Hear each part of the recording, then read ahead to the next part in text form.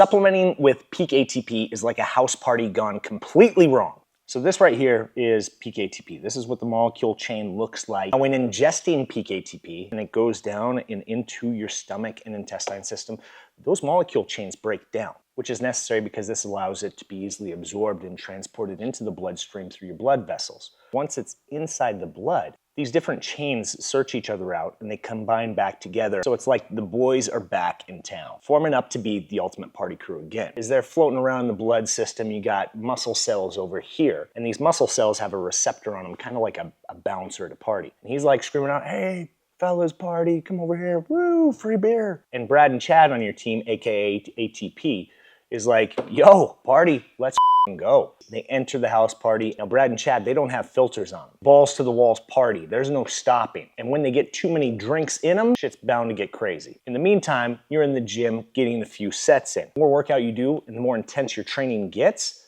that's setting Brad and Chad off. They're drinking more beers inside the party. What happens, they reach that breaking point. You've all been to that house party where someone starts smashing stuff, starts headbutting out glass. People are cheering them on, getting them to break more stuff. So when your training gets really intense and Brad and Chad hit that breaking limit, strong bond between the second and third phosphate chains breaks. And when that breaks, it releases a bunch of energy in the muscle. The issue with this party house, there's a bunch of Brads and Chads in it. When Chad's chain breaks and he goes over and smashes the china cabinet, well, Brad's got to one-up him, so he starts doing Bill's Mafia type shit through the dining room table. Next thing you know, all the Brads and Chads in the house are smashing and burning this house to the ground. And this is happening inside your muscles while you're working out, which in your training is leading to more training volume, reduced onset muscle fatigue, ultimately more endurance. And that's what I love about PeakATP, and why it's one of my favorite endurance ingredients, and you can find it in Send It Stim Free right now. We specifically use this ingredient to replace beta-alanine